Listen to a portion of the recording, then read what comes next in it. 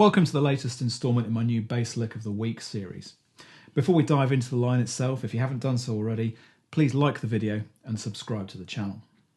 Now, as you'll have seen from the playthrough video, this week we're going to be playing a chordal line using the strumming technique.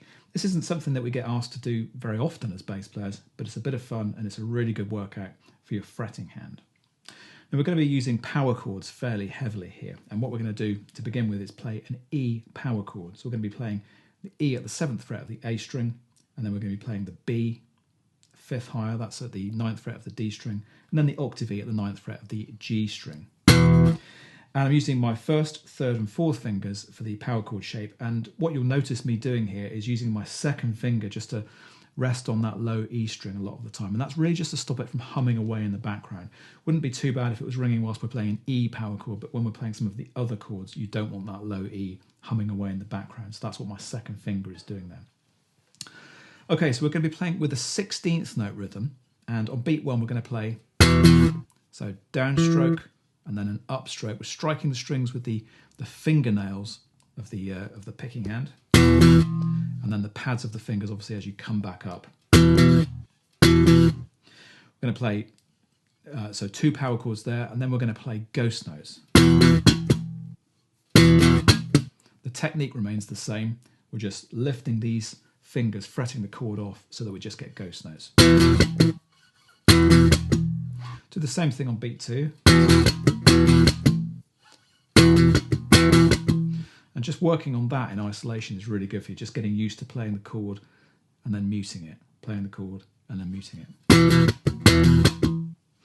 Now, in the second half of this first bar, we're going to move down to a D power chord, and we're going to change the rhythm up a little bit. Still 16th notes, but we're going to play this. So we have the chord played twice, and then we have ghost note, and then we play the chord again on the upstroke. And then we're going to do that kind of idea again. Downstroke for a ghost note, play the chord on the upstroke, and then we finish off with 2 ghost notes. Like that. And again, when you're learning lines like this, it's best just to work through this beat by beat as we're doing here. Okay, that's the first bar. We're going to be using that rhythm pretty extensively throughout this exercise. Okay, moving into the second bar, this is pretty much the same thing, but we're going to change the second chord that we play. Okay, now this second chord, this one's quite tricky to get your fingers around. So what we're going to be doing here is playing, this is an A major chord in first inversion. So an A major chord is A, C sharp and E. We're just going to be playing C sharp and A, but the C sharp is going to be our lowest note, which is why we say it's in first inversion. So we're going to be playing this chord shape. We've got the first finger on the C sharp, 4th fret of the A string, 4th finger on the A, 7th fret of the D string, and then my 3rd finger is playing the octave C sharp at the 6th fret of the G string. And rhythmically, we're playing the same kind of thing as we did before. Now, getting from this chord, E power chord, into this one accurately is really quite tough to do.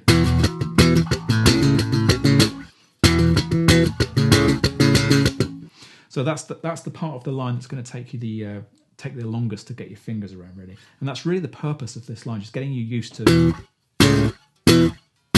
moving your fingers in ways that you might not have done before. If you play guitar and you've done this kind of thing, you might find this really quite easy. But if you don't play guitar, this is going to be quite an alien concept to you, but it's always nice to explore these things.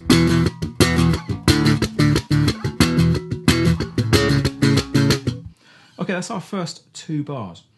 Moving into the third bar, we're going to play the same thing as we did in the first. And then we're going to play a kind of a closing line in the 4th bar. And this is, again, shifting between different chord shapes. And they're chord shapes that we've used already, but we're going to be shifting between them much more extensively.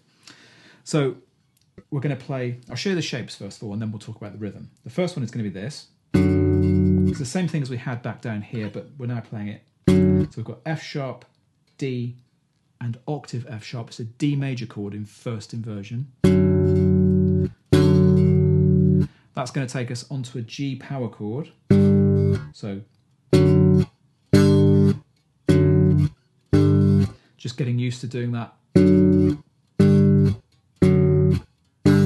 transition between the chords is a really good thing to do. So D in first inversion onto the G power chord. And then we're going to take that entire idea up 2 frets, an E major chord, first inversion, onto an A power chord. So G sharp and E onto an A power chord. And then to finish off, we're just coming up to a B power chord. So B, F sharp and B. Now in terms of the rhythm that we play at this point, we're going to play the chord followed by 2 ghost notes. So you get 6 strokes there. And then we do the same thing.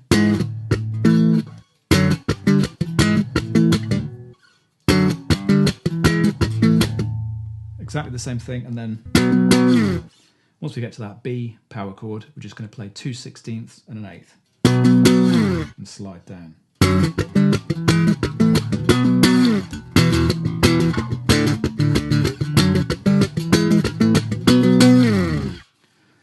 And that's really the trickiest part of the line, just transitioning from that chord shape into that one. So as I said earlier, just practicing that in isolation